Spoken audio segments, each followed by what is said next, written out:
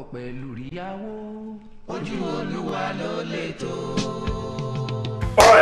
it's basically welcome to Double H's Crack Snack. This is basically how to cook stew, Nigerian style. Get ourselves a nice knife. You know, normally people use this for killing. Sometimes I do, sometimes I don't. But really we're going to use this for cooking, which is a far safer thing to do. So what you need here, you need some onions, 4 onions. First thing you want to do, you want to go crack like that, cutting off the ends like this, bada bing, bada boom. You'd want to have a bin right next to you. Yeah, it stings, but I don't give a lack. Again, you cut the sides like this.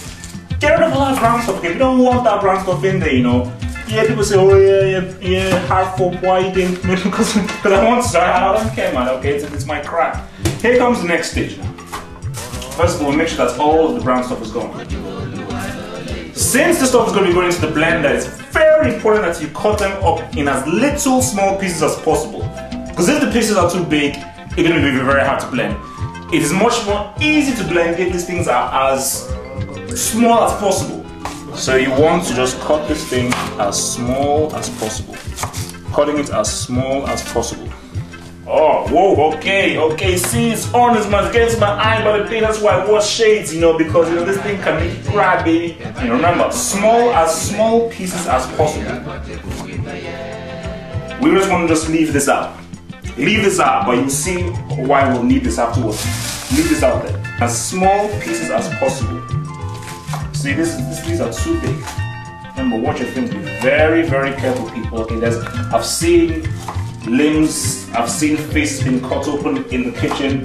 It's not a very pretty sight, you know. I mean, the kitchen, it can be a very dangerous place, you know, but you just want to be very focused, you know, you want to know your people, you know, you just want to just know that everything's that. You say, have hope. What about this piece? This can fit to the blender. Just you wait and see, give it a trick. We now go into the pan. This is of course where the cook is done, in this pan right here. The first thing you need to do is take some vegetable oil. Good old pure corn oil. People say, have hope, but how much vegetable oil do we put in? You want it so that it coats just the bottom. So it's just a little bit up, so you can see that it coats right the bottom right there. And maybe, because I'm feeling a bit crazy, I'll do a little twinge more. Just a twinge. There we go. Not too much, there we go. Because remember, cholesterol is bad for you and we want to be very healthy. To give you that really nice taste, it is advisable, and this can go for many foods that you cook, that you put some of these onions inside the pot just to give it that little kick. People say, I don't understand what you're talking about. Well, just watch and see. Place the onions in here like this. Place the onions in there. Just place them in there. And what this does, this gives your thing some taste, some nice taste. Because afterwards we will then remove this when the onions go a bit slightly brown. So while that's going on, I remember we put it on a bit of a medium cook. Not too much. And remember, safety first. Safety first. I love safety. Okay, and now it's time to put this stuff in the blender. Okay, so we're now putting the onions right in there. Remember guys, onions gives your food that la la la. You know, you need that la la la. So you cut this like this. Okay, see, I almost cut myself open. I almost cut myself because I was being very careful.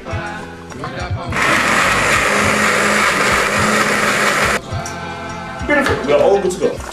So now, can you smell that? Yeah. Can you smell? You can smell that. You can smell that. Come, no. Come again. Smell it. Smell it. You can smell that. Yeah. Thank you. Okay, thank you. Get a simple bowl, and you just take the onions out. You can now put the onions inside the pot, like so. Make sure that the heating is nice and low because the tomatoes have to come in as well, so we don't want this thing to be cooking too much. This smells alright.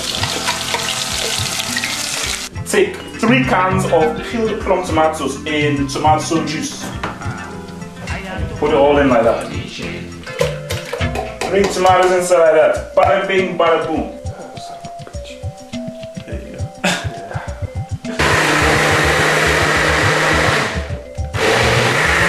So yeah, now we shove it all in like this. So shove in the tomato. Oh, like that. You obviously want to be a bit careful there, you know. Just mix it in through, not too much. Just mix it nice and slowly. So now the next stage,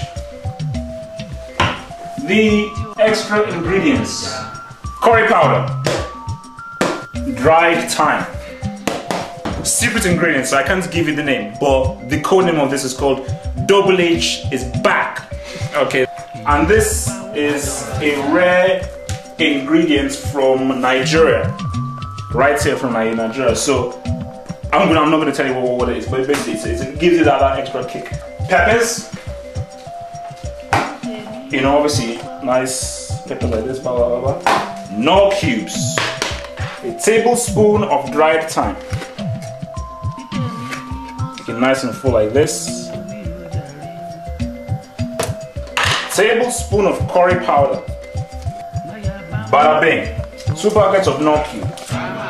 You just squeeze it like so. Have a twinge of this. This is special stuff. This is called Double H is back. So it's a special ingredient.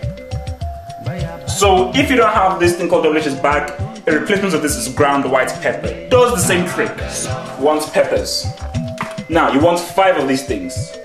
1, 2, and 5. The final thing here,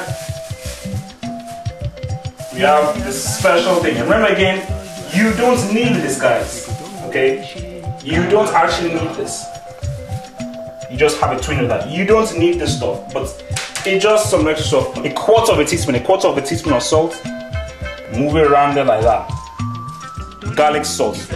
This thing is amazing. Shove some garlic salt in there.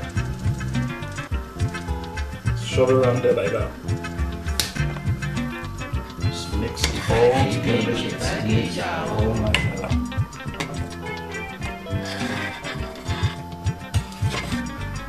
And that, my friends, will be the best stew you will ever have in your life. So how long do you leave it for? Now, how long do you leave it for? I would say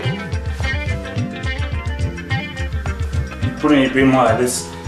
No, I mean I would say about half an hour to 45 minutes. But really, you always want to check it.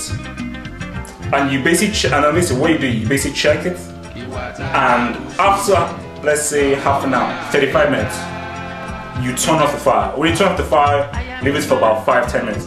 After you leave it for 5-10 minutes, you then look at the stew, and then you can then taste it. And taste to see whether the taste is right and whether the texture is right. So, because you want it to be nice and thick, and you want the taste to be boom boom boom, the taste all nice. Because obviously if it's a bit too watery, you need to cook it a bit more, because you want it to be nice and dry, so the taste is nice and like that, you know, nice and wholesome. So obviously, you know, you just leave it for 30 minutes to 45 minutes, switch it off and check. So maybe if it's not right, you turn on the fire again for another 10-15 minutes. So that's my friend. But thanks to so yeah, man, this has been Double H's kitchen, man. Paul Zeus, my apprentice in here. So yeah, man. Yeah. Shit.